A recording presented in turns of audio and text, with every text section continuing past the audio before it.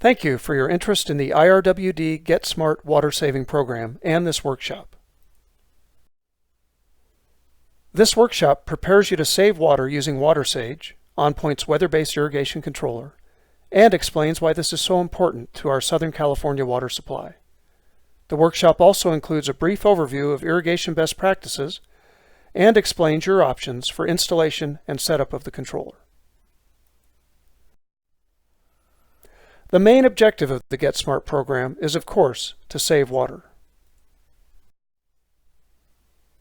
Unfortunately, the past 4 years of drought has dramatically depleted our reservoirs and taken a huge toll on our groundwater and aquifers.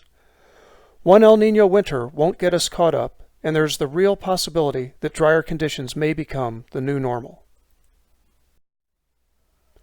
As it turns out, you don't have to look farther than your own backyard to achieve significant water savings. Why? Because up to 50% of outdoor watering is wasted due to inefficient irrigation.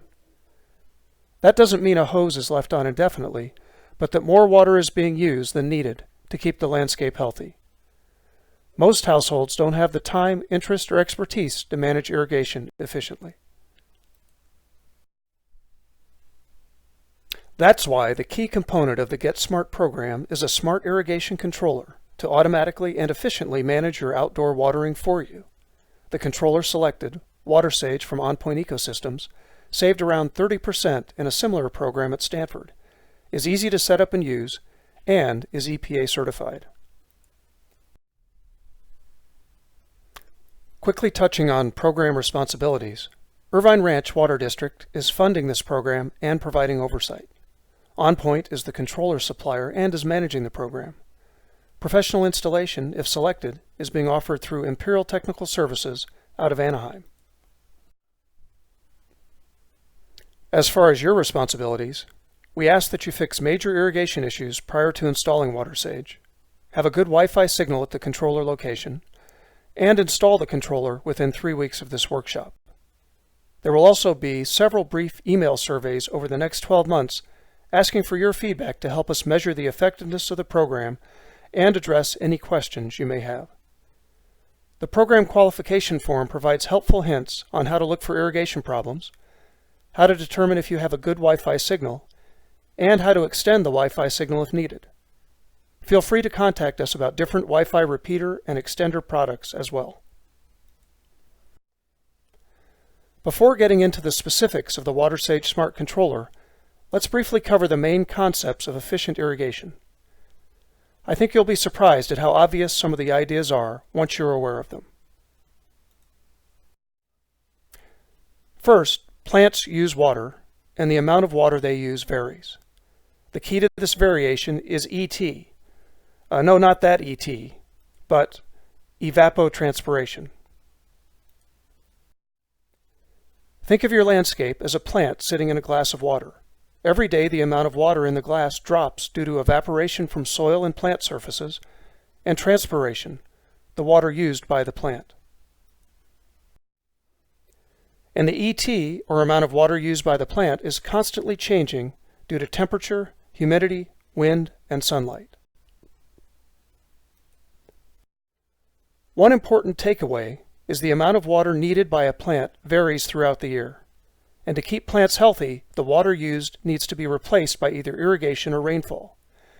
Since it doesn't rain in California for much of the year, irrigation is required. Another important takeaway is that this variation in water use is not based on temperature alone. A plant uses significantly more water in July than October, even if both days are hot. Why? Because the amount of sunlight is significantly less in October, and sunlight affects ET. The last important takeaway is that not all plants require the same amount of water. As you can see here, if you are applying the same amount of water to the shrubs and lawn, you're wasting water.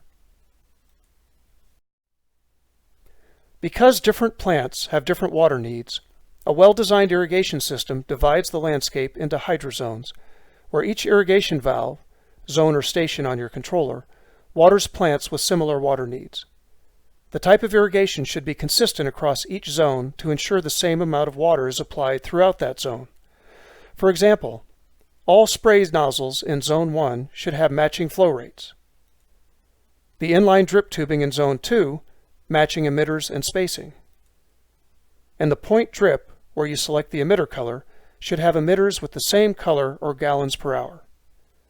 A controller then turns each valve on and off independently, while a smart weather-based irrigation controller saves significant water by automatically adjusting valve run times daily based on weather and landscape conditions. It saves water even if good hydrozone design is not employed, but not as much. WaterSage will help you save water by watering efficiently and helping to avoid runoff. Runoff often occurs because water is being applied faster than soil can absorb it.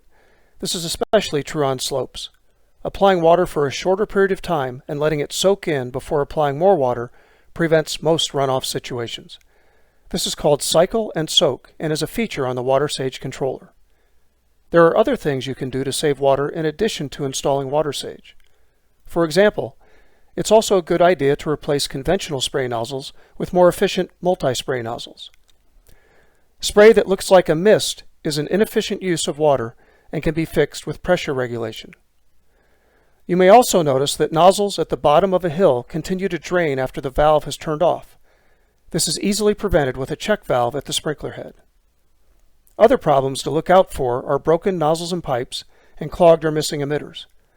But most of us water early in the morning, too early to notice any issues. With WaterSage, you can easily turn on a valve anytime from your phone while standing next to the zone, making it much more convenient to observe how the system is operating. Now, let's get into how WaterSage, your new weather-based irrigation controller, works and how to use it.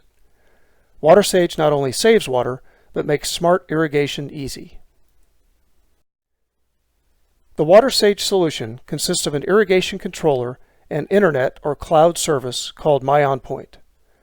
MyOnPoint collects daily weather from nearby weather stations and calculates an optimized irrigation schedule for each zone every day.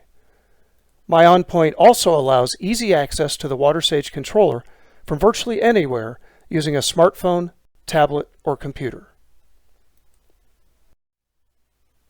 Before setting up and installing WaterSage, it's a good idea to take a picture of or write down the settings and zone locations of your current controller, as you may want to reference them in the future.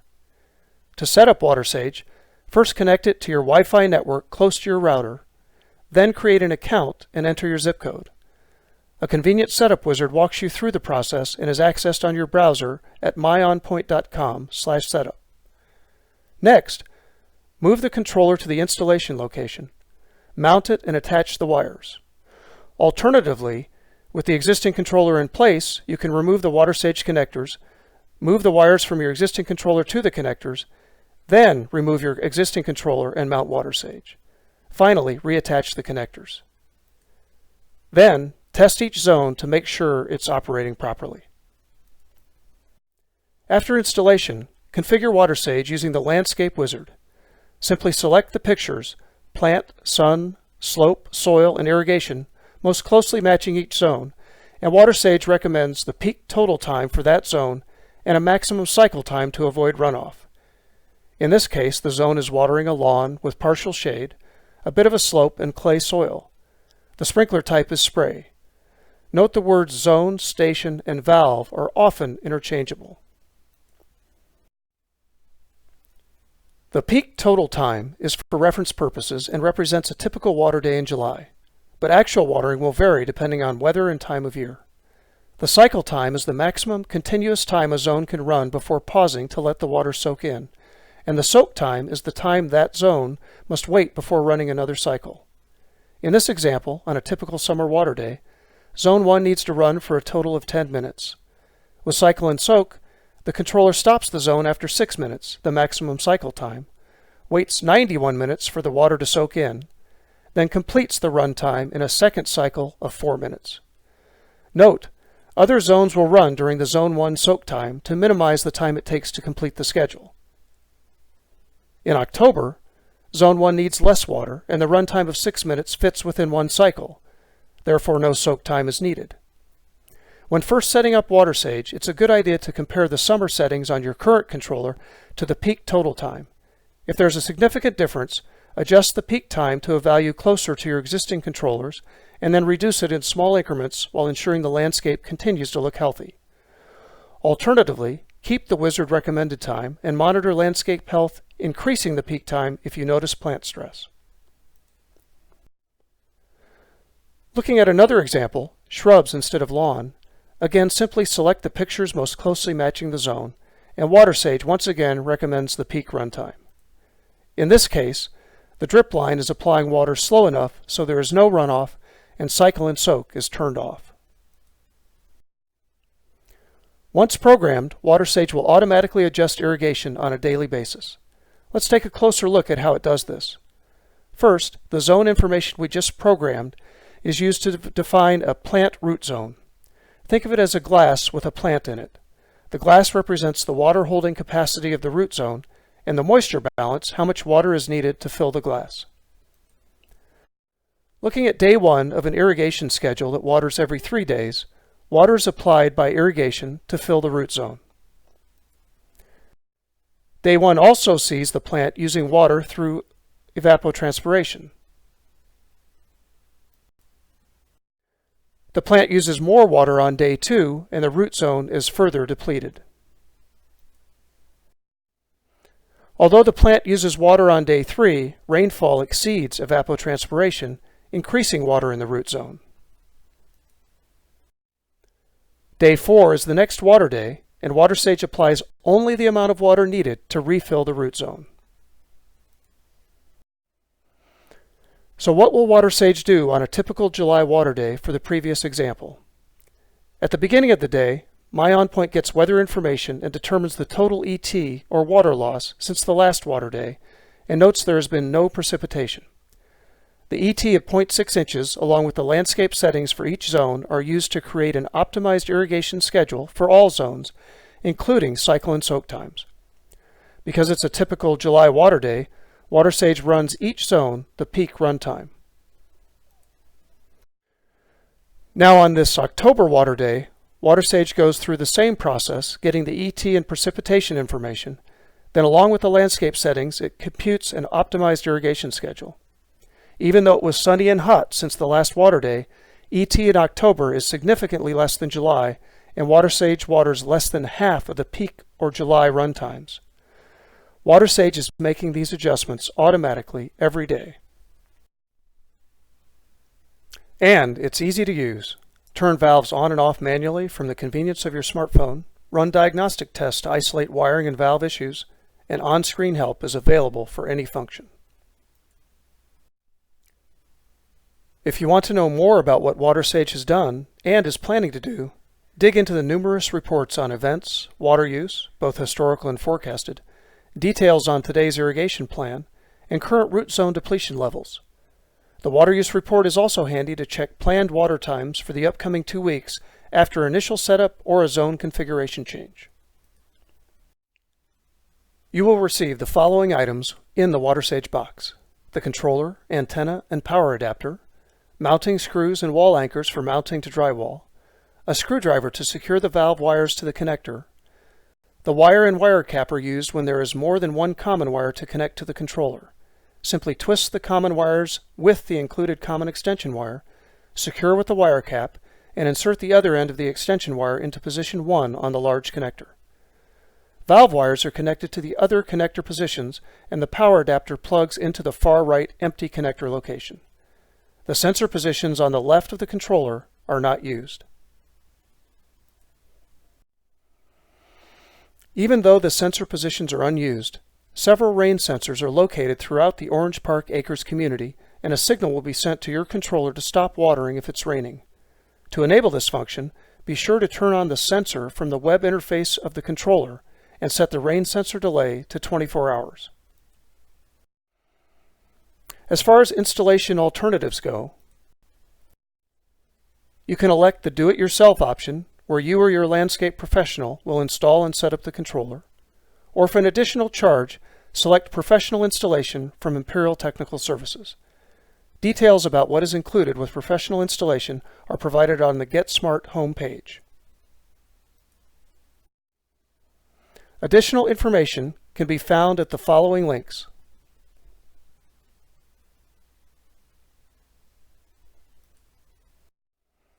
And please feel free to contact us with any questions or if you need more information.